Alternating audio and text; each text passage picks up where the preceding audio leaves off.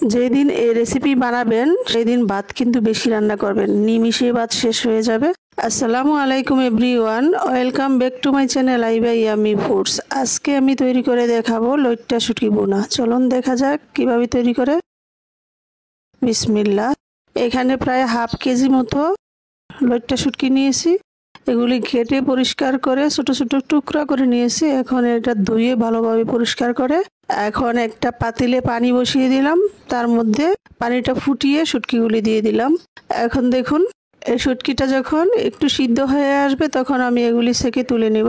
আমি যেভাবে শুটকিটাকে সিদ্ধ করে নিচ্ছি এভাবে মাছের কাঁটাটা খুব সহজে খুলে ফেলা যায়। আপনার কাঁটা বাছতে সুবিধা হয়, কাঁটাটা ভিতরে থাকলে কামড়ে লাগলে খেতে ভালো লাগে না, তাই কাঁটাটা খুলে দেয় ভালো।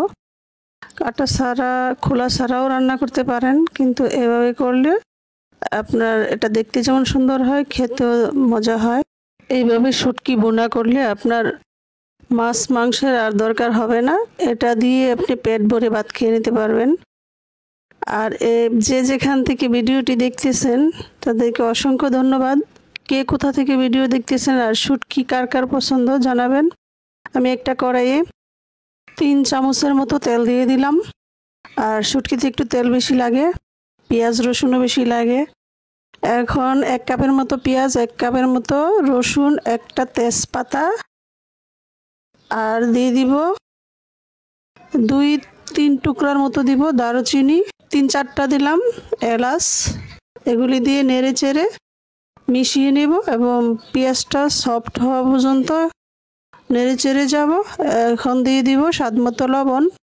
লবণটা দিয়েও নেড়ে চেড়ে দিব কিছুক্ষণের জন্য, যতক্ষণ পর্যন্ত পেঁয়াজ আর রসুনটা সফট হয়ে আসবে। এখন দিয়ে দিব 1 চামচের মতো রসুন বাটা, 1 চামচ আদা বাটা। এখন দিয়েও নেড়ে চেড়ে নিব। নেড়ে চেড়ে পেঁয়াজ আর রসুনের কাঁচা গন্ধটা না যাওয়া পর্যন্ত নাড়তে থাকবো। এটাকে কিছুক্ষণ ভাজতে থাকবো। বেজে বেজে যখন কাঁচা গন্ধ চলে যাবে এখন দিয়ে দেব 1/2 চামচ হলুদের গুঁড়া, 1 চামচের মতো মরিচের গুঁড়া, 1/2 চামচের মতো দিব ধনিয়ার গুঁড়া। এখন আরো দিব 1/2 চামচের মতো জিরার গুঁড়া। এখন সামান্য একটু পানি দিয়ে কষিয়ে নিব। কষাইতে কষাইতে যখন এটা একদম পারফেক্ট হবে এখন সামান্য পরিমাণ পানি দিয়ে একটা ঢাকনা দিয়ে দিব। ফিরে আসবো কিছুক্ষণ পর। এখন একটু নেড়ে চেড়ে দিব। এই তো নেড়ে চেড়ে দেখা যায় একদম কষানোটা পারফেক্ট হয়েছে। এখন কাটা বেছে রাখা শুটকিটা এখন এর মধ্যে ঢেলে দিব। এখন মশলাটার সাথে ভালোভাবে মিশিয়ে নেব। মশলাটা মিশানো হয়ে ভালোভাবে কষিয়ে নিয়েছে। এখন পরিমাণ মতো পানি দিয়ে দিব। এই তো প্রায় 1 থেকে 1.5 কাপের মতো পানি দিয়ে দিলাম। পানিটা দিয়ে এখন একটা ঢাকনা দিয়ে দিব। ঢাকনা খুলে নেড়ে চেড়ে এখন আমি দিয়ে দিব 2টা আলু কুচি করে নিয়েছি একদম চিকন করে। আলু কুচিগুলি শুটকির উপর দিয়ে দিব। এখন আলুটার সাথে শুটকিটা ভালোভাবে মিশিয়ে নিব। আর এভাবে শুটকি বোনা করলে খেতে কিন্তু অসাধারণ, অমৃত মনে হবে। আপনার প্রশংসা করবে সবাই যাকে খাওয়াবেন। কিছুক্ষণ পরে নেড়ে চেড়ে দিলাম। এভাবে করে আমার শুটকিটা রান্না প্রায় হয়ে আসছে শেষ পর্যায়ে। এখন নেড়ে চেড়ে আলুটা সিদ্ধ হওয়া পর্যন্ত আর একটু ওয়েট করব। আলুটা এখন যখন সিদ্ধ হয়ে আসবে তখন আমার রান্নাটা কমপ্লিট হয়ে যাবে। আর এখন এই পর্যায়ে আমি মশলাগুলো দিয়েছিলাম, গোটা মশলাগুলো, সেগুলো তুলে ফেলে দিব।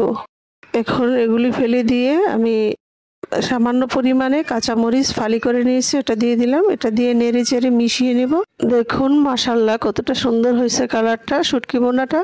আশা করি আপনাদের ভালো লাগবে। ভালো লাগলে লাইক কমেন্ট শেয়ার করতে ভুলবেন না এবং চ্যানেলটিকে সাবস্ক্রাইব করে বেল আইকনে ক্লিক করে রাখবেন। এবং নিত্য নতুন ভিডিও আপলোড করলেই সবার আগে পেয়ে যাবেন। ভিডিওটি যদি ফেসবুক থেকে দেখেন তাহলে পেজটিকে ফলো করে নেবেন এবং ভিডিওতে লাইক দিয়ে দিবেন, রিকোয়েস্ট থাকলো, আর বেশি বেশি শেয়ার করে দিবেন। এখন আমার রান্নাটা প্রায় কমপ্লিট। এখন শুটকি বোনাটা একটা সার্ভিং ডিশে ঢেলে নিব, সার্ভ করে নিব। দেখুন মাশাআল্লাহ শুটকি বোনাটা কত সুন্দর হয়েছে, খেতে কিন্তু অসাধারণ। আপনারা ট্রাই করতে পারেন।